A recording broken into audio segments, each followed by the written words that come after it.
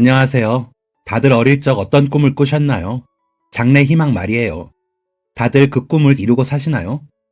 저는 40살이 넘어서야 제 꿈을 이룬 것 같아 자랑하고 싶어 이렇게 글을 씁니다. 저는 40대 중반의 여자입니다.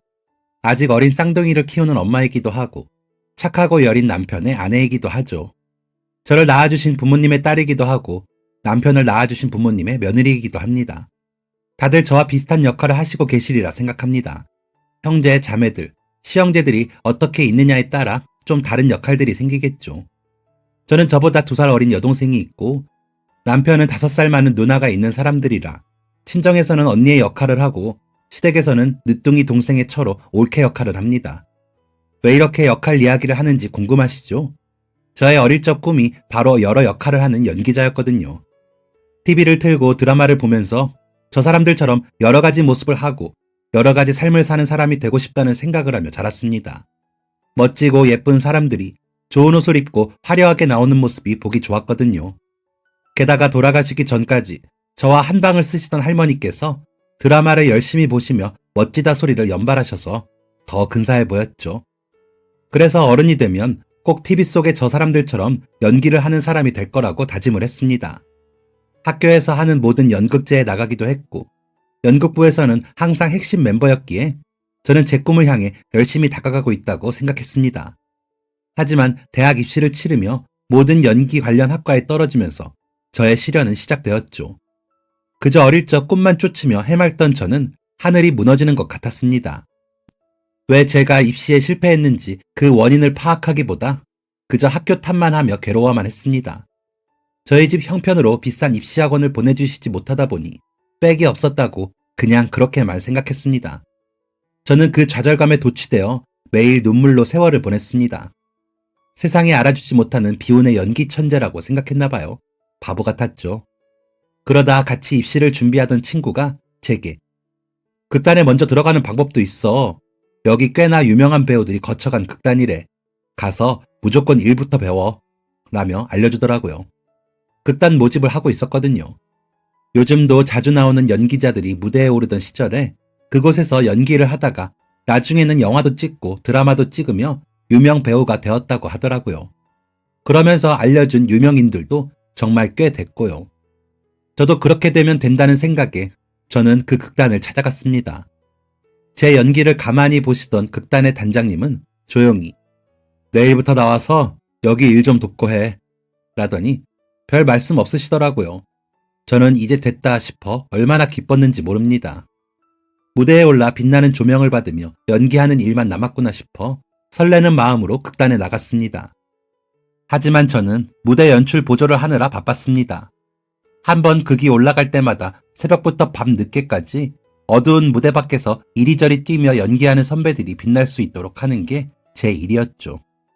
저는 제가 굉장히 능력 있다고 믿었지만 기회는 쉽게 오지 않았습니다. 유명 배우들이 거쳐간 극단이었지만 작은 극단이었습니다. 그래서 연극을 좋아하는 사람들 사이에서 그곳은 그저 주변의 다른 극단보다 인지도가 있을 뿐이었죠. 그러면서 더 자주 극을 올릴 수 있을 뿐 어렵기는 다른 극단들과 매한가지였고 저처럼 초짜가 무대에 오르는 일은 없었습니다. 선배들은 너가 막내야? 아이고 잘 보고 배워. 그러다 보면 기회가 올 거야. 라며 위로해줄 뿐 제가 역할을 갖는 것을 돕거나 추천해주진 않았습니다. 그랬기에 열심히 선배들의 무대를 보고 밤 늦게까지 연습하는 게 일상이었죠. 다들 떠난 극단에 남아 저와 비슷한 처지의 동료들과 연습을 하는 그때는 정말 당장이라도 무대에 오를 수 있을 것 같았습니다. 같이 연습하는 동료도 저와 같은 생각으로 열심히 했습니다. 저희끼리 느낌으로는 무대에 오른 선배들보다 나을 때도 있다는 착각을 했죠. 그러면서 서로서로 가깝게 지내게 됐습니다. 밤 늦게까지 연습하다 보면 집에도 못 가고 극단에서 웅크리고 잘 때도 있고 같이 술도 마실 때도 있다 보니 안 친해지려야 안 친해질 수가 없었습니다. 서로에 대해 속속들이 아는 형제보다도 가까운 사이가 됐죠. 그렇게 한 3년을 고생했습니다. 후배들도 생기고 더 이상 무대 연출만 하지도 않았고 분량이 매우 적은 조연이긴 하지만 무대에 오르기도 했습니다. 그러다 저와 동갑인 한 후배가 저보다 더 큰 배역을 맡는 것을 보게 되었습니다. 저보다 인물도 좋았고 연기도 잘했죠. 대학에 다니다가 극단에 들어왔다던 그 후배는 그 후로도 곧잘 제법 큰 역할을 맡아 무대에 올랐습니다. 저는 부하가 치밀어 올랐지만 제가 봐도 그 후배의 발성과 연기가 더 뛰어났기에 단장님께 따지지도 못했습니다. 그저 더 열심히 하다 보면 알아주겠거니 하며 막연한 생각을 가지고 연습에 연습을 했습니다. 하지만 전처럼 집중이 안 되더라고요. 그러다 보니 연기도 늘지 않고 제가 맡은 배역이 너무 초라하게 느껴져 견딜 수 없을 정도가 되었습니다. 당연히 연기는 좋지 못했고 실수가 늘면서 그 다음 작품엔 작은 역할도 맡지 못했습니다. 다시 무대 연출부에서 잡일을 하게 되었습니다. 그런 저에게 아무도 말을 걸지 않았습니다. 차라리 혼을 내거나 쫓아냈으면 제가 정신을 차렸을지도 모르는데 그러지도 않으시더라고요. 세상에 혼자 버려진 것 같았습니다. 집에서는 제 속도 모르고 그 돈도 안 되고 집에도 못 들어오는 일 그만둬라 라고 성하셨고, 동생은 언니 차라리 공채 시험을 봐. 그런 극단에서 역할도 제대로 못 맡으면서 시간만 죽이지 말고 라고 하더라고요. 그래서 동생 말대로 극단 몰래 공채 시험도 보기도 했습니다. 물론 집에도 비밀이었죠. 떨어지면 뭐라고 변명할 말이 없으니까요. 역시나 저는 모든 공채 시험에서 떨어졌습니다. 겨우 작은 극에 작은 배역이나 하던 고졸에게 공채의 벽은 더 높은 거였더라고요. 떨어질 거라고 예상은 했었지만 제 마음속 소용돌이는 걷잡을 수 없을 만큼 커졌습니다. 술도 많이 먹고 무단으로 극단에 출근도 안 했습니다. 피워보지도 못한 제 연기 인생은 다 끝났다고 생각하고 울기만 했습니다. 부모님은 갑자기 나가지도 않고 울기만 하는 제 모습에 놀라셨는지 처음에는 별 말을 안 하시더라고요. 곧 큰 무대도 서고 TV에도 나올 거라며 부모님이 아무리 싫은 소리를 해도 굳건히 극단에 나가던 제가 그러고 있으니 놀라실 만도 하죠. 동생도 매번 깝죽거리며 저를 놀리고는 했었는데 그때는 그러지 않았습니다. 그러길 한 이틀 했나? 한 선배가 집 앞이라고 전화를 주셨습니다. 얼른 나갔죠. 또 선배를 기다리게 할 수는 없었으니까요. 눈도 팅팅 붓고 이틀 동안 술만 마셨기에 꼴은 말이 아니었습니다. 선배는 제 꼴을 보고 별말을 하지 않더니 앞서서 걸어 근처 공원에 가 벤치에 앉더라고요. 저도 말없이 그 선배 뒤를 따라 걸었습니다. 그 선배는 군대를 제대하고 극단에 들어와 저보다 2년 먼저 극단에 있는 사람이었습니다. 지방의 연극 영화과를 졸업하고 군대에서도 연기를 했다고 하더라고요. 그 덕에 연예인들과도 친분도 있다고 다른 선배를 통해 듣기도 했기에 그 선배는 언젠가 잘 될 거라고 저희끼리 우러러보기도 했던 선배였습니다. 물론 저와는 크게 접점이 없어 크게 가깝지 않았지만 남자 후배들은 꽤나 따르던 선배였습니다. 성격도 좋고 마음이 여려 어려운 후배들을 잘 도와준다고 하더라고요. 말 그대로 좋은 선배였죠. 그런 선배가 갑자기 저를 찾아와 제 앞에 걷고 있는 그림은 제가 생각해도 좀 이상하게 느껴졌습니다. 하지만 차마 왜 오셨냐고 묻지도 못하고 그저 천천히 선배 뒤를 따라 벤치에 나란히 앉았습니다. 한참을 나무 사이만 보던 선배는 피식 웃더니 술 마셨니? 냄새 많이 난다 하더라고요. 저는 웃지도 않고 그저 작은 목소리로 네 라고만 대답을 했습니다. 그런 저를 보지도 않고 다시 나무 사이를 보던 선배는 너 몇 살이지? 라고 묻기에 22살이요. 곧 23살 돼요. 라고 답을 했더니 고개를 돌려 저를 내려다보는 것 같더라고요. 선배의 시선이 느껴졌지만 저는 여전히 구겨 신고 나온 운동화 발끝만 바라보고 있었습니다. 야, 좋을 때다. 아직 실패하는 경험을 더 많이 할 나이지. 너 내가 몇 살인지는 아니? 나 28살이야. 그런데도 너보다 더 나은 배역은 못 맡아봤어. 그래도 나는 행복해. 연기할 수 있잖아. 라더니 나지기 웃더라고요. 저는 말없이 선배를 봤습니다. 나도 주인공 꽤 했어. 이 극단 들어오기 전에는. 군대 가기 전에는 공채 시험도 많이 봤다. 제대할 때 얼마나 고민했는지 아니? 연기 그만둘까 하고. 그런데 못하니까 병나더라. 왜 신병 걸린다고 하잖아. 연기 못하니까 나 혼자 중얼거리면서 대사하고 있더라고. 그래서 무슨 역할이라도 좋으니까 연기만 할 수 있다면 좋다 하고 극단에 들어왔지. 무대 연출팀, 대본팀 안 가리고 시켜만 주면 뭐든 다 했어. 그래야 단역이라도 맡아서 무대에 오를 수 있으니까. 라더니 선배는 저를 다시 내려다봤습니다. 그러더니 너 혜정이 들어오고 흔들리는 거 알겠더라. 단장님도 아셨겠지. 다른 선배들, 동기들, 후배들도 다 알았을 거야. 물론 상관없는 사람들도 있지. 선택은 너가 하는 거니까. 그런데 미나야, 너 연기 안 하고 살 수 있어? 라고 묻는 선배의 말에 저는 그저 엉엉 울어버렸습니다. 그랬습니다. 화려한 연예인의 삶을 막연히 동경해 시작한 일이었지만 저는 연기가 좋았습니다. 중학교 때부터 무대에만 올라가면 다들 하던 칭찬에 온몸에 소름이 돋을 정도로 희열을 느꼈기에 연기라는 끈을 잡고 있었거든요. 비슷한 처지의 선배가 진심을 다해 이야기를 해주는데 누구에게도 털어놓지 못했던 마음이 눈물로 와르르 쏟아져 나오고 말았던 거죠. 그렇게 우는 저를 선배는 그저 가만히 두더라고요. 한참을 그렇게 울다가 겨우 진정이 된 저를 보고 술은 이미 많이 마신 것 같으니까 이만 갈게. 내일 극단에서 보자. 간다. 하더니 저와 함께 걸었던 반대 방향으로 가버리더라고요. 저는 그런 선배에게 일어나 인사를 한 뒤 그 뒷모습을 한참 바라봤습니다. 집으로 돌아온 저는 욕실에 가 깨끗이 씻고 나와 밥을 먹고 방에 들어가 잠을 잤습니다. 다음날 아침 오랜만에 푹 자고 일어나 다시 극단으로 출근을 했습니다. 모두가 아무 일 없다는 듯 대해주시더라고요. 저에게만 변화가 생겼습니다. 선배에게 자꾸 눈길이 가더라고요. 선배는 정말 선배가 위치한 어느 곳에서든 열심히 하는 사람이었습니다. 화도 잘 내지 않고 은은한 미소를 보이며 다른 사람의 실수에도 의연하고요. 보면 볼수록 좋은 사람이라는 게 느껴졌습니다. 연기도 꽤나 훌륭하게 했습니다.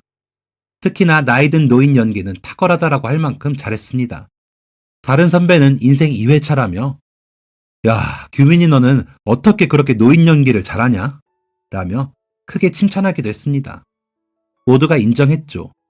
그러자 선배는 늦둥이라 저희 아버지를 생각하면서 해요. 아직 그렇게까지 나이가 많으신 건 아니지만 더 나이 드시면 이러실 것 같아서요. 라며 웃었습니다. 배시시 웃는 그 얼굴이 너무 좋아 보였습니다. 네, 제가 그 선배를 그날 이후로 좋아하고 있더라고요. 나긋나긋한 말투도 좋았고 누구에게나 친절한 모습도 좋았습니다.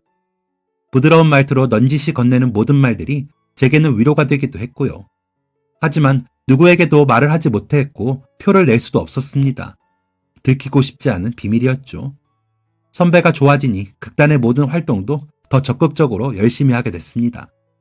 그래서인지 연기가 좋아졌다는 말도 더 많이 듣게 되었고 전보다 더 비중 있는 역할도 하게 되었죠. 그러다 선배와 시아버지 며느리 역할을 맡으며 전보다 더 가까이 지내게 됐습니다. 선배는 극에서처럼 저에게 아가야라고 부르며 잘 대해주셨습니다. 누구에게나 그런 사람이었지만 선배가 부르는 아가야 소리가 너무 듣기 좋았습니다. 그렇게 곁에만 있어도 충분하다고 생각했습니다. 감히 연애를 할 엄두도 못 내던 형편이었기에 저는 그저 그것만으로도 좋았습니다. 그렇게 그 극이 잘 마무리됐고 회식날 선배가 저를 보고 아가야 이리 와 앉아 고생했다 라며 챙겨주시더라고요. 기분 좋게 선배가 챙겨주는 자리로 가 앉아 술을 한 잔 받으며 고생하셨습니다 라고 인사를 하고 있는데 저와 동갑내기 후배가 그 선배 곁으로 가 앉더니 선배 저도 한 잔 주세요. 다음 작품에서는 선배랑 부부 연기하면 좋겠어요 라며 팔짱을 끼는 겁니다. 선배는 그런 후배의 팔을 풀더니 그러면 좋지. 나중에 그런 극 있으면 잘 맞춰보자. 라며 웃고는 제게 아가 이것도 먹어. 라며 안주를 챙겨주었습니다. 그러자 그 모습을 본 후배가 저도 챙겨주세요. 라며 선배에게 콧소리를 내더군요. 그 모습을 보는데 가슴속에 확 뜨거워지는 게 느껴졌습니다. 샘이 난 거죠. 선배가 챙겨주는 안주를 입에 넣으면서 그 후배 하는 짓을 보자니 체할 것 같더라고요. 진짜 마음 같아서는 뭐라고 하고 싶은데 보는 눈들도 있어 그저 속으로만 삭히고 있는데 선배가 그 후배에게 혜정이가 눈치가 없네. 내가 역할 핑계 삼아 미나한테 작업 거는 거 안 보여? 너는 연기만 잘하지 분위기 파악은 못하는구나. 라고 이야기하더라고요. 저는 제 귀를 의심했습니다. 선배가 누구에게 싫은 소리를 하는 것도 처음 봤거니와 그게 저를 위해서라고 생각하니 놀랍더라고요. 놀란 건 저뿐만이 아니었습니다. 그 주변에 앉아있던 선배, 후배, 동기들이 다 놀라 저희 쪽으로 시선이 모이는 게 느껴졌죠. 저는 어쩔 줄을 몰라 하다가 일어나 밖으로 나왔습니다. 짓궂은 동료들은 워라며 소리를 내면서 놀리는데 온몸이 불타듯 뜨거워지는 게 느껴져 서둘러 나왔습니다. 가게 문을 열고 나와 바람을 쏘이고 있는데 선배가 따라 나왔더라고요. 선배를 보자 온몸이 굳어 어떻게 해야 할지 몰라 허둥지둥거리고 있는데 선배가 내가 너무 내 생각만 했지. 미안하다. 그런데 난 솔직하고 싶었어. 라며 웃더라고요. 무슨 용기였는지 한 잔 마신 술 탓이었는지 그런 선배를 바라보며 저도 선배 좋아해요. 라고 해버렸습니다. 그러자 선배는 저를 내려다보더니 알아. 그거 우리 극단 사람들 다 할걸? 근데 내가 먼저 좋아했어. 너만 몰랐지. 라면서 또다시 웃으며 제 머리를 쓰다듬었습니다. 그러고는 제 손을 잡고 다시 회식 장소로 들어가더라고요. 저는 조용히 선배가 잡은 손을 따라 들어가 선배 옆자리에 앉아 술을 마셨습니다. 그런 저희를 극단 동료들은 힐끗거리긴 했지만 더 이상 별말 않고 각자 회식을 즐겼습니다. 한 사람만 빼고요. 혜정 후배는 저희를 계속 주시하더라고요. 그 후로 혜정 후배는 계속 비중이 큰 역할을 맡았습니다. 여전히 연기도 잘하고 예뻤죠. 그러다 아는 선배가 큰 극단으로 오라고 한다며 극단을 그만두었습니다. 그러더니 TV나 영화에도 제법 나오더라고요. 그 모습을 볼 때마다 왜 저런 애를 두고 내가 좋다고 했을까 하는 궁금증은 있었지만 차마 선배에게는 묻지 않았습니다. 요즘도 예쁘거든요. 그렇게 선배와 저는 서로의 가장 가까운 친구이자 동료가 되었습니다. 선배는 남자친구가 되고 나서도 여전히 친절했고 부드러운 사람이었습니다. 물론 연기에 대해 평해줄 때는 제법 날카롭게 말해주고는 했지만 그럼에도 세상에서 가장 든든한 제 편이 되어주었습니다. 주변에서는 부러워하는 커플이 되었죠. 그렇게 몇 년을 저희는 극단 생활을 했습니다. 극단은 어려운 탓에 출연료라도 받으라고 저희를 어린이 극단에도 소개해주고 다른 대형 극단에도 소개해 주었습니다. 그러다 보니 뿔뿔이 흩어져 일을 하는 날이 늘어났죠. 수입이 늘었다고 해도 용돈벌이나 겨우 되는 상황이었지만 전보다는 경제 사정이 좋아지기는 했습니다. 그렇게 연차가 쌓이면서 저와 남자친구는 제법 비중 있는 역을 하기도 했습니다. 그럴 때 가족들을 초대해 선보이기도 했고요. 하지만 이렇다 할 결과를 내지는 못했죠. 그러다 보니 부모님의 걱정은 커져갔고 동생보다 사람 구실을 못하는 저를 가족조차도 한심해 하더라고요. 그런 분위기에 휩쓸려 연기를 그만해야 하나 싶었습니다. 아르바이트를 하고는 있었지만 그걸로 부모님이 바라는 사람 구실은 못하는 거였으니까요. 그런데 남자친구는 저보다 더 여유가 있었습니다. 나이도 저보다 6살이 많은데 급하지 않는 건지 한 번도 연기를 포기해야겠다는 소리를 안 하더라고요. 물론 저처럼 여기저기 아르바이트를 했지만 전혀 쫓기는 사람처럼 보이지 않았습니다.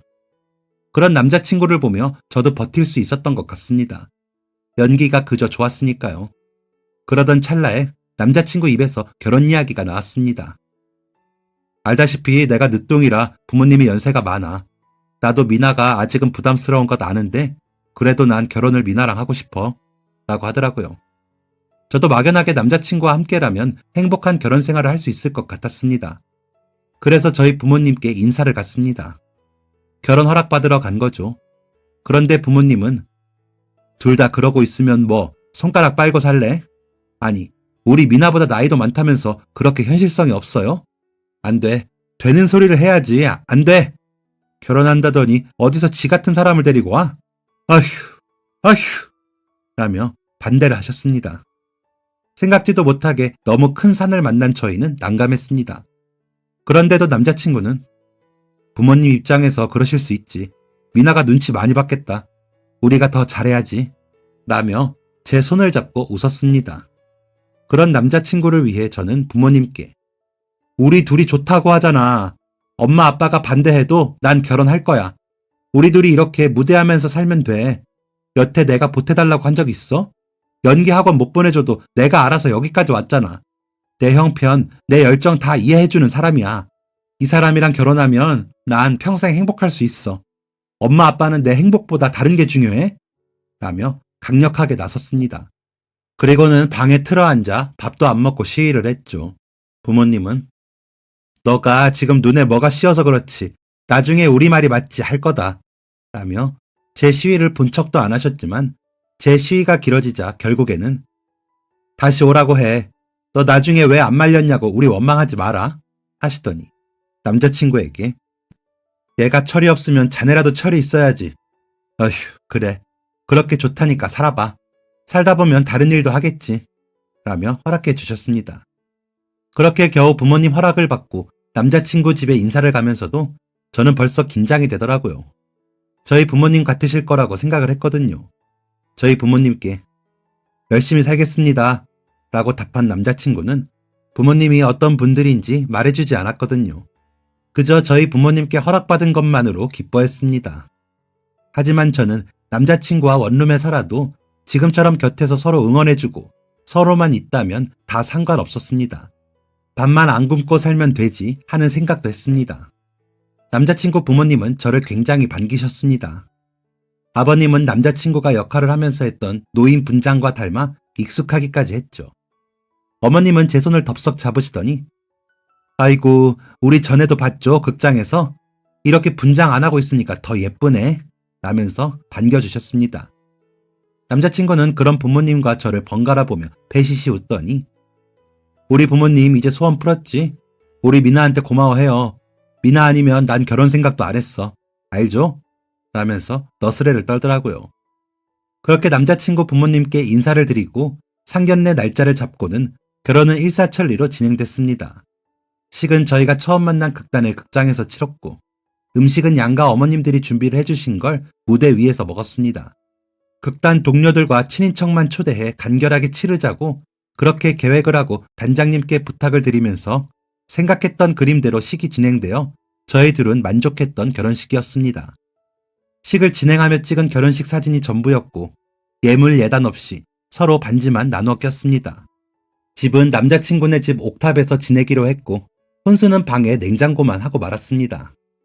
그마저도 극단 동료들이 돈을 모아 사주었고요. 친정 부모님은 너무 아무것도 없이 시집을 보낸다며 급할 때 쓰라며 2천만 원이 든 통장을 주시면서 우셨습니다. 아무래도 부모님이 생각하시는 결혼은 아니었는지 걱정이 많으셨죠. 하지만 시부모님들은 다르셨습니다. 그냥 저를 있는 그대로 받아주시더라고요. 어떻게 남편이 그렇게 선하고 순한 성품을 가질 수 있게 됐는지 알겠더라고요. 신혼여행도 없이 옥탑에서 첫날 밤을 보내고 피곤했는지 늦잠을 잤습니다. 한 12시쯤 일어나 부랴부랴 내려갔죠. 아무래도 새댁이다 보니 눈치가 보이잖아요. 그런 저를 보시고 저희 어머님이 하신 첫 마디는 음식 뭐 좋아하니? 뭘 하려다가 뭘 좋아할지 몰라서 그냥 내가 좋아하는 거 했어. 수제비 좋아하니? 내가 김치 잘 담그거든. 너 이제 내가 담근 김치 먹으면 다른 김치 못 먹는다. 규민이는 더 잔다던? 이라고 하셨습니다. 그러시더니 미리 끓인 육수에 수제비를 퐁덩퐁덩 띄우시면서 콧노래를 부르셨죠. 저에게는 거실에 앉아 TV나 보라면서요. 그러시면서 2층 계약이 올겨울이면 끝나. 몇 개월만 옥탑에 지내. 이런 얘기 주책인데 그래도 옥탑에서 지내는 거 낭만 있지 않니? 나랑 너희 아버지가 무릎만 괜찮아도 옥탑에서 지내보고 싶은데 우리는 이제 늙어서 못해. 지금을 즐겨. 라며 웃으시더라고요. 그 웃음이 남편과 너무 닮아 놀랐습니다. 그 후로 어머님은 정말 저를 딸 대하듯 해주셨습니다. 늦게 와도 밥 먹었냐고 물으시고 빨래라도 제가 하려고 하면 아이고 그냥 둬. 이런 거는 내일이야. 하고 싶으면 너네 분가해서 해. 라며 손도 못 대게 하셨고요. 극단이 쉬는 날에는 마당에서 바베큐 파티를 열어주시고는 했습니다. 제가 고기 좋아한다고 했거든요. 어머님과 아버님은 해산물 종류를 좋아하시면서 며느리 먹이겠다고 종류별로 고기를 해주셨습니다. 저희 친정 엄마보다도 저에 대해 더 잘 알고 계셨고 더 저를 살피셨습니다. 미나야 하면서 제 이름을 부르실 때는 제가 뭘 좋아하는지를 몰라 물어보실 때였습니다. 그런 시부모님이 너무 좋아서 친정 부모님께 가서도 나는 우리 어머님이랑 아버님 없으면 못 살 것 같아. 어제는 아버님이 나 좋아한다고 일부러 멀리 가셔서 막 잡은 한우 사오신 거 있지? 고기도 잘 안 드시면서 라며 철없이 자랑하고는 했습니다. 부모님은 처음에는 야, 그 집에서 너한테 왜 잘해주겠니? 다 자기 아들 모자란 거 덮어주려고 그러지 라고 하셨는데 점점 그런 시부모님께 고마워하시더니 남편에게도 마음을 여시더라고요. 제가 결혼하고 2년이 흐르고 동생이 결혼을 했는데 그쪽에서 반대도 심했고 시집살이도 심해 1년도 못 살고 이혼을 했거든요. 그러다 보니 저희 시부모님을 더 고마워하시더라고요. 다행히 동생은 이혼을 1년 정도 있다가 좋은 사람과 재혼을 했는데 지금까지 잘 살고요. 저 결혼할 때 동생이 조건도 안 보고 그렇게 결혼하면 나중에 급이 달라진다며 무시하기도 했는데 지금은 형부 귀한 줄 알더라고요. 결혼하고 4년 뒤에 저는 쌍둥이를 임신했습니다. 시부모님께서는 한 번에 둘이나 손주들을 안겨줘서 고맙다며 우셨습니다. 친정 부모님께서도 잘했다 하셨고 동생은 부러워했죠. 워낙 아이들을 좋아해 아이를 많이 낳고 싶다고 할 때였거든요. 하지만 단 한 사람, 저희에게 부모가 둘 다 무대에 서는 직업을 가졌는데 현실적으로 아이를 낳는 게 맞니? 좀 돌아봐. 부모님도 점점 나이 드시는데 언제까지 신세질래? 라며 팩트 폭격을 가하는 사람이 있었습니다. 바로 저희 시누이였죠. 형님은 어릴 적부터 공부도 잘하셨고 회사도 좋은 곳에 다니셨습니다. 물론 시집도 잘 가셨죠. 형님 남편인 심해부도 능력이 좋으시고 성품도 좋으신 분이셨습니다. 형님은 일하는 아주머니를 두고 아이들을 키우시면서 승진도 계속 하셨고 조카들도 영리해 공부를 잘한다고 하더라고요. 나쁘시지는 않는데 매사에 냉정하게 말씀하셔서 좀 두려워하는 존재이기도 했고요. 하지만 그러시면서 저희를 은근히 챙기시는 분이었기에 싫지는 않았습니다. 저희 어머님이 가끔 미나야, 저번에 내가 너 서운하게 했니? 하고 물으실 때가 있었는데 저는 기억이 안 나. 아니요, 왜요? 어머니, 저 뭐 잘못했어요? 라고 오히려 여쭈어 보면 아니, 규선이가 며느리한테 그러면 신뢰라면서 뭐라 하더라? 너가 성격이 좋고 안 꼬여서 그런 거라고 라고 하실 때가 있었거든요. 혹시나 저희 어머님, 아버님과 지내면서 시집살이나 당하진 않을까 살피셨던 거죠. 그런 걸 알고 나니 가끔 날카롭게 현실에 대해 이야기하셔도 그러려니 하면서 오히려 저희 주변을 살피게 되고는 했습니다. 하지만 저희 아이들이 찾아왔을 때는 좀 서운하더라고요. 그래도 찾아온 생명인데 그렇게 말씀하시는 게요. 물론 시부모님이 곁에서 그 이야기 들으시고 얘, 내 손주 내가 보는 게 왜 고생이니? 우린 좋다. 너가 우리한테 너희 애들 안 맡겨서 그렇지. 너 아기 낳았을 때도 우리 애 보고 싶었어. 노인네 둘이서 애들 보면서 지내면 시간도 잘 가고 좋지. 라며 저희 편을 들어주셨습니다. 하지만 형님의 말이 틀린 말은 아니었기에 실질적인 경제활동이 필요했습니다. 남편도 저와 같은 생각이었고요. 그래서 저희는 극단을 그만두었습니다. 저는 하던 아르바이트들을 계속하면서 출산 이후에 할 수 있는 일들을 찾기 시작했죠. 남편은 여기 학원의 강사로 취직을 했고 학교 방과후 수업 강사로 3군데 학교에 나가게 되면서 수입을 늘렸습니다. 태어날 아이들을 위해 부모가 제법 그럴듯한 직업과 수입원이 있어야 하는 게 맞는 건데 그제야 그렇게 하고 나니 시부모님께 너무 죄송하더라고요. 정말 저희 용돈만 하면서 지냈거든요. 그저 괜찮다고 하신다고 저희는 그 말만 믿고 방만했던 거죠. 뒤늦게 부끄러웠습니다. 저는 저대로 아르바이트를 열심히 했지만 아이들이 태어난 후가 걱정이었습니다. 남편은 그런 저에게 미나야, 그런 걱정을 왜 해? 너는 아이들 잘 키우면 되지. 어머니도 자신 있다고 하시지만 애 둘을 한 번에 키우시는 건 힘들어. 일단 애들 키우는 일만 생각하자 라며 다독여 주더라고요. 한 번도 집에서 살림할 생각은 안 해봤는데 남편의 말을 듣고 저는 더 깊은 고민에 빠졌습니다. 그러자 배는 부르고 아르바이트도 못하게 되어 집에 있게 되었죠. 그러다 보니 기운이 없고 기분이 우울해지더라고요. 그런 저의 손을 잡고 아버님은 산책도 시켜주시고 어머님은 맛있는 음식을 해주셨습니다. 형님은 애들 태어나면 진짜 여행 가기 힘들어. 둘이 신혼여행도 못 갔잖아. 제주도라도 다녀와. 라며 여행도 보내주셨습니다. 그러다 보니 어느새 아이들은 태어났고 두 아이들을 키우느라 정신이 없더라고요. 아들은 순한 편인데 딸이 예민해 어찌나 애를 먹이는지 고생을 좀 했습니다. 시부모님이랑 한 집에 안 살았으면 저는 매일 애들 붙들고 울었을 겁니다. 아이들은 시부모님의 보살핌으로 착하고 예쁘게 잘 자라줬습니다. 저는 그저 곁에서 거들기만 했죠. 그런데도 저희 시부모님은 애엄마가 야무져서 쌍둥이라도 얼마나 잘 키우는지 몰라. 애들이 너무 예뻐서 내가 눈을 뗄 수가 없어. 라며 주변에 자랑하시기 바쁘셨습니다. 아이들이 자라 5살이 되고 유치원에 보내고 조금 여유가 생기더군요. 아이들 등원시키고 차 한 잔 마실 여유도 생겨 어머님 아버님과 수다도 떨 수 있게 됐고요. 그때도 아버님은 여전히 제 손을 잡고 조용히 나가 고기도 먹이시고 산책도 하시곤 하셨습니다. 그런 아버님이 갑자기 호흡이 가빠지시고 한번 누우면 일어나시지를 못하셨습니다. 주무시는 것도 그냥 주무신다는 느낌보다는 기절하는 것처럼 보일 만큼요. 남편에게 이야기해 큰 병원에 예약을 하고 아버님 검사를 받기로 했습니다. 이전 검진에서 별 이상이 없었기에 제발 병이 아니길 바랐습니다. 하지만 아버님의 안색이 이미 좋지 않았기에 어느 정도 각오는 했죠. 검사 결과 아버님 폐에서 암세포가 보인다고 하시더라고요. 하지만 연세가 80세가 넘으셨기에 섣부른 수술보다는 일단 치료를 하고 덩어리가 작아지면 수술을 하자 하시더라고요. 일단 입원을 하신 아버님을 어머님과 제가 번갈아가며 병수발을 했습니다. 아이들을 돌볼 사람이 한 명은 필요했기에 그럴 수밖에 없었죠. 병원비는 형님이 내셨고 저희 힘들면 간병인도 붙여주신다고 하셨지만 저나 어머니나 그러고 싶지 않아 아버님 곁을 지켰습니다. 그러다 그날은 이상하게 아버님이 상태가 확 좋아지셨어요. 아버님, 이렇게 좋아지면 나랑 산책 가서 고기 먹고 와도 되겠다 라며 좋아했더니 아버님이 우리 며느리 고기 먹고 싶구나.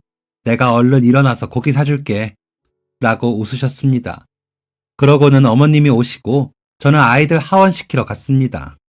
아이들을 하원시키고 오늘은 할아버지가 좀 더 건강하셨어. 할아버지 보고 싶지?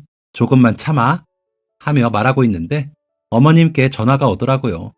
흐느끼시면서 아버지 가셨다. 가셨어? 라고 하시는데 믿기지가 않더라고요. 분명히 좋아지셨고 저와 이야기도 나누셨는데 1시간도 안 된 시간에 이게 무슨 일인가 싶더라고요. 나중에 들어보니 제가 가고 아버님이 갑자기 의식이 사라지셨고 저희 어머님 손을 잡고 돌아가셨다고 하시더라고요. 워낙 사이가 좋으신 분들이라 큰 소리 난 적도 없을 정도였는데 아버님이 돌아가시고 어머님이 충격이 크신 것 같았습니다. 당연히 그러셨겠죠. 저도 충격이 컸는데요. 온 가족이 슬픔을 견딜 수 없을 정도로 눈물을 흘리며 아버님 장례를 겨우 치렀습니다. 장례 기간 내내 친정엄마 말로는 아이들도 그렇게 울더래요. 할아버지가 하늘나라에 간 게 맞냐면서요. 그렇게 저희 가족은 어머님부터 아이들까지 모두가 아버님을 보내면서 많이 아팠습니다.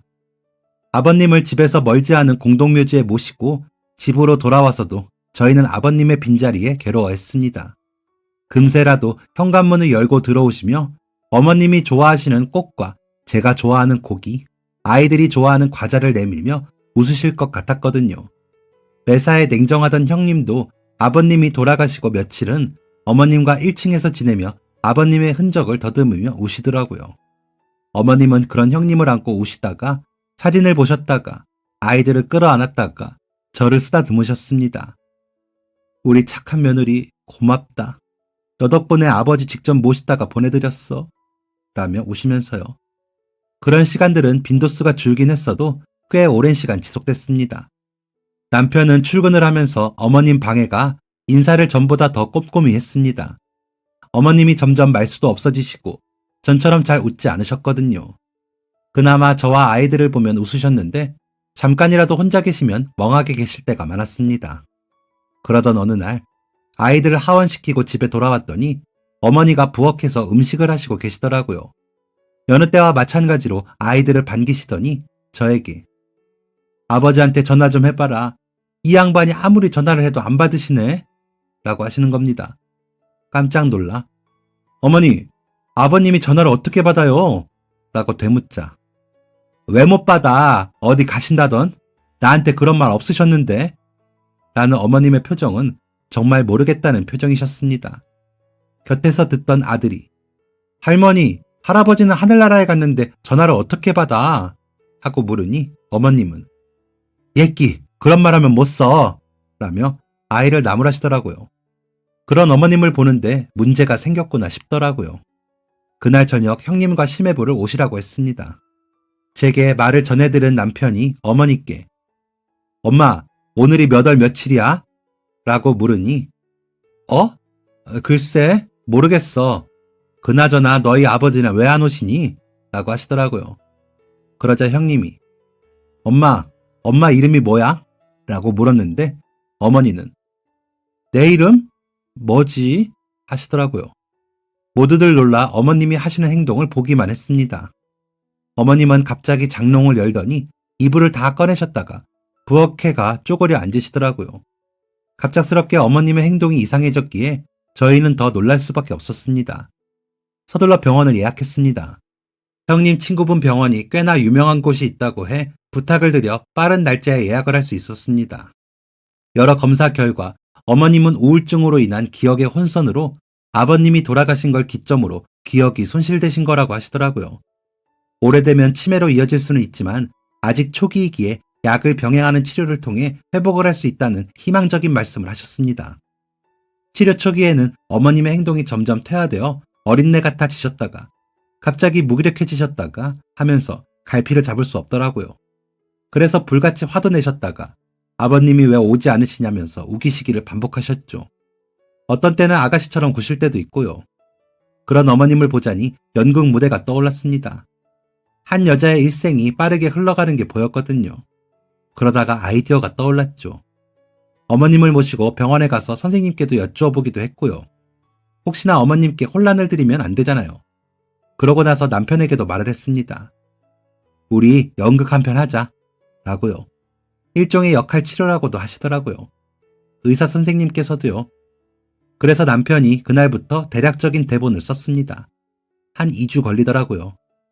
그러고는 어머니를 거실에 아이들과 형님네 가족, 어머님을 모시고 저희 집만의 연극을 시작했습니다. 저는 어머님 역할이었고 남편은 아버님 역할이었습니다. 내용은 어머님, 아버님이 처음 만나신 이야기, 아이들을 출산한 이야기, 자식들 결혼시킨 이야기 등등 시부모님이 평소에 우린 이랬다 하셨던 이야기들을 엮어 장면을 만들었습니다.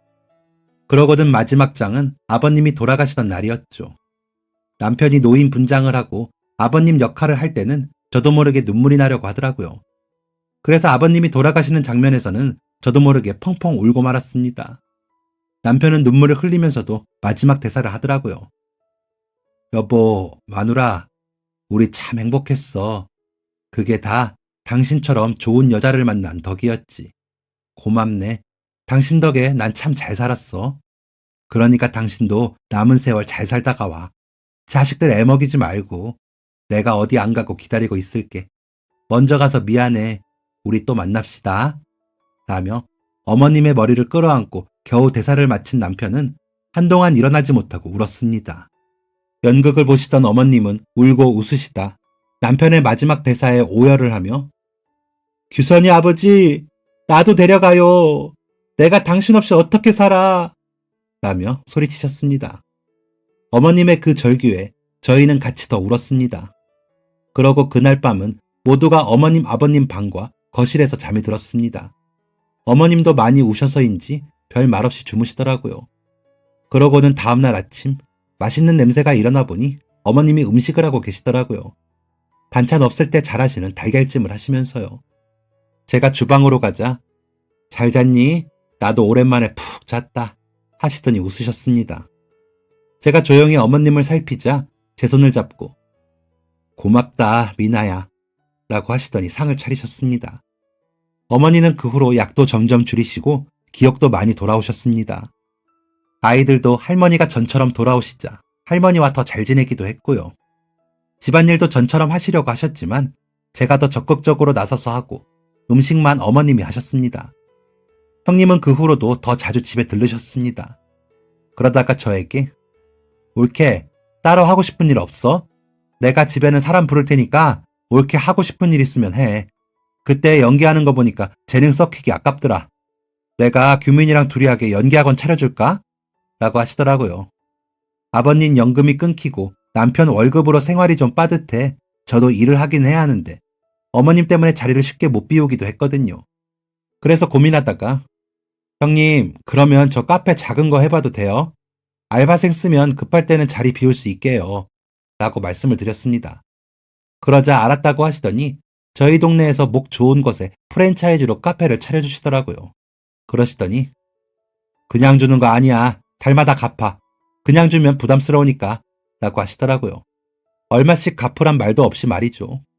이제 운영한 지 4년 정도 되었는데 우리 쌍둥이들 학교 다니는 것도 다 살피고 어머님과 데이트도 하면서 잘하고 있습니다. 돈은 알아서 형님께 다달이 드렸는데 이제는 안 줘도 된다고 하시더라고요. 어머님은 날 좀 풀리면 아이들과 마당에서 텐트 치고 캠핑하시고 싶다고 하시더라고요. 겨울엔 너무 추워서 못 하시겠다고 다시 들어오셨거든요. 남편은 얼마 전에 연기 스튜디오를 작게 차렸습니다. 형편이 좀 풀리니 해보고 싶다고 하더라고요. 얼마 전에는 노인역이 들어왔다며 무대에도 오른다고 하더라고요. 남편을 보면 부럽기도 하지만 저는 어머니와 아이들 곁에 더 있어야 할 것 같아요. 나중에 나이 더 들면 시니어 연기자라도 해보려고요. 아직 꿈꾸고 있으니 저는 청춘인 거겠죠? 여러분들도 꿈을 잃지 않으시길 바랍니다. 그래야 희망이 있어 사라지더라고요. 저희 어머님처럼 그때그때 생각한 꿈들도 좋고 저처럼 이루지 못한 꿈들을 실현할 방법을 찾는 것도 좋겠죠. 행복할 수만 있다면 다 좋은 것 같습니다. 모두가 행복한 꿈을 꾸시길 바라며 이만 줄이겠습니다. 감사합니다. 지금까지 사연 들어주셔서 감사합니다. 사연이 재밌으셨다면 구독과 좋아요를 눌러주세요. 감사합니다. 안녕히 계세요.